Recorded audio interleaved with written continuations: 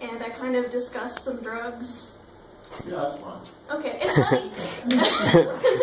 It's actually an excerpt from my memoir. I've got, just to kind of explain things a little bit, the reason that I'm writing memoir in the first place is I have a rare health condition called septo-optic dysplasia, which caused panhypopituitarism and optic nerve hypoplasia. There are your words for the day. It affects only 30% of 1 in 50,000 births. And it's caused a lots of fun stuff to happen to me, but mostly I get sick a lot is one of the main symptoms that I have to deal with. This is a high school experience that I had that this is a true story, unfortunately, but it's very funny, so I hope you enjoy it.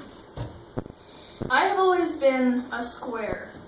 I never had a rebellious phase or tried any illegal drugs or whatever. Even though my stepmom loved to berate me and lead me to believe that I was a problem child, I was actually the most well-behaved out of the 2 other sisters that I grew up with. Despite my record of never breaking any laws, I did go to school high off my ass one day. I was sick, as usual, and my doctor prescribed a strong dose of Sudafed to combat my current respiratory infection.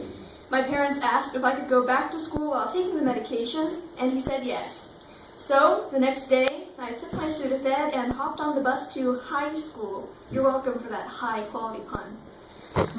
I remember walking through the halls, feeling mildly disoriented at first, then noticing some strange sensations.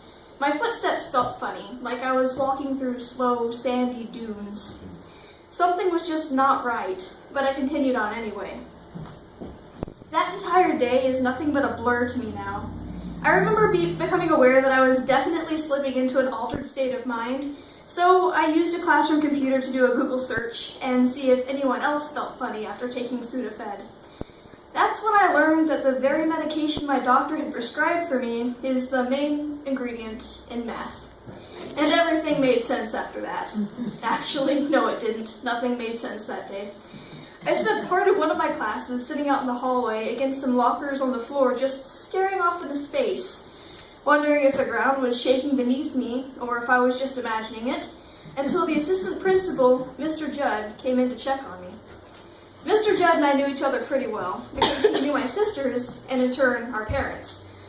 There were quite a few instances where he had to address Nikki and Star's delinquency issues, and Star herself had been caught high on school grounds at one point on some illegally obtained Adderall. In that moment, with me slumped in a ragdoll heap against the lockers in the middle of the hallway, he was probably concerned that I had started down the long, dark path of drug abuse as well. "What are you doing? Are you okay?"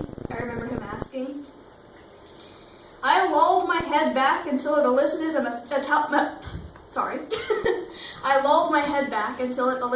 metallic thud from the locker behind me, and looked up at him dazedly. "Exacerbated," I said quite humorously. "My doctor put me on Sudafed." His face cracked as he shook his head and stifled a laugh and told me to go to class. I did, but class could not be prepared for what I was about to bring in the door. Mr. Bailey, by far my favorite science teacher, was the lucky goose who got to experience me at the peak of my highness. I traipsed into his classroom, took my seat, and at some point during that lesson, in front of the entire class, I kid you not, I started a philosophical debate with him about how the moon could literally be made of cheese. How could we know? I mean, us, like right here, in this room, here and now. How can we prove that the moon isn't really just made of cheese? We can't. In my high stupor, I was starting a discussion on the correspondence theory of truth in the middle of my high school earth science class, and I was really getting into it, arguing so passionately that it would have given Plato a run for his money. Mr. Bailey eventually ended my awkward tirade by waving a hand and telling me to sit down. It worked. I don't remember the rest of the day at all, except for flopping face down on the couch when I got home and announcing to the world that I was never going to take Sudafed ever again. I haven't since.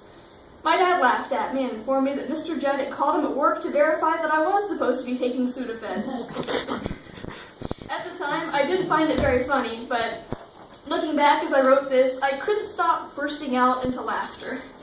For the longest time, I wrote off the moon cheese theory argument as a drug-induced dream, but an old friend from school recently informed me that it did actually happen.